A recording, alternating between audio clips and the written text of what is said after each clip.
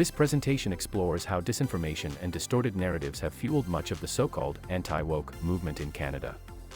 While some participants engage in legitimate ideological debates about social and political values, a significant portion of the movement is powered by misinformation and fear-based rhetoric amplified online. Yes.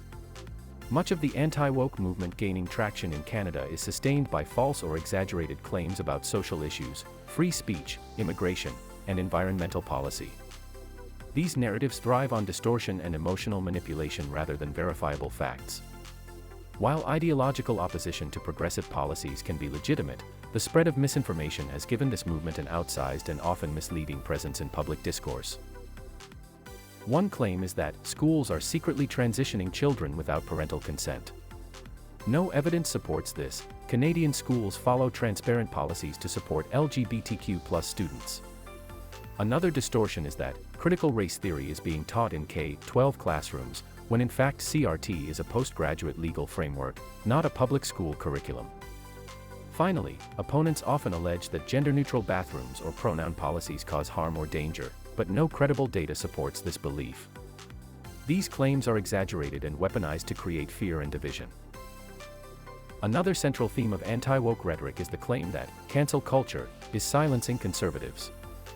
Yet prominent figures like Jordan Peterson and Pierre Poilievre continue to command national attention and large platforms. Misinformation about Bill C-11, the Online Streaming Act, also circulates widely. Opponents often say it censors the internet, but in reality, the law's purpose is to promote Canadian content, not to control speech. These distortions fuel outrage while obscuring the true scope and purpose of the legislation. Anti-woke activists frequently repeat falsehoods about immigration and crime. Claims that immigrants are causing a national crime wave or taking over Canada ignore official data showing that immigrants are not disproportionately involved in criminal activity. Similarly, assertions about mass illegal immigration distort the reality of Canada's refugee and asylum system, which remains among the most regulated and carefully monitored in the world. These narratives exploit fear and resentment to polarize public opinion. The anti-woke movement also circulates misleading claims about climate and economic policy.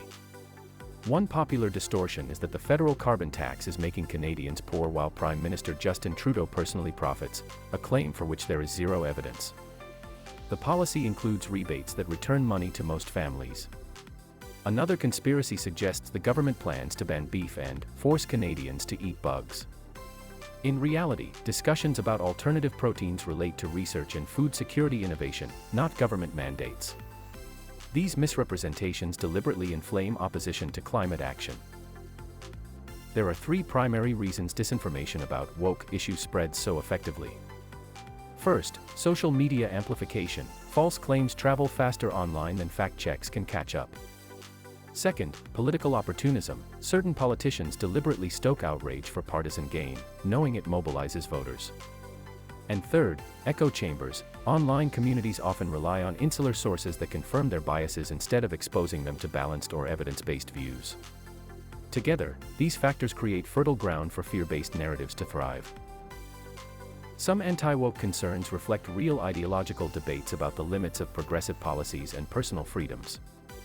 However, much of the movement's momentum depends on falsehoods that simplify complex issues into emotional slogans. Combating disinformation requires public literacy, transparent fact-checking, and media accountability. The goal should not be to suppress debate, but to ensure that it is grounded in evidence, not manipulation. This analysis draws on multiple verified and independent sources. The Canadian Anti-Hate Network provided evidence about how disinformation networks have amplified anti-woke narratives. CBC News and Global News supplied factual corrections to claims about schools, gender identity, and parental consent.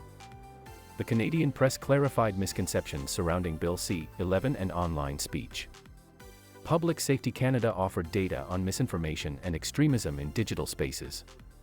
Environment and Climate Change Canada provided factual information about the structure and purpose of the federal carbon pricing system. Immigration, Refugees, and Citizenship Canada contributed official data showing no link between immigration levels and crime. The Guardian, CTV News, and the National Observer offered investigative and contextual reporting on how anti-woke and climate-related disinformation circulates through Canadian media. Viewers can pause here to view the full citations and follow links to the source material.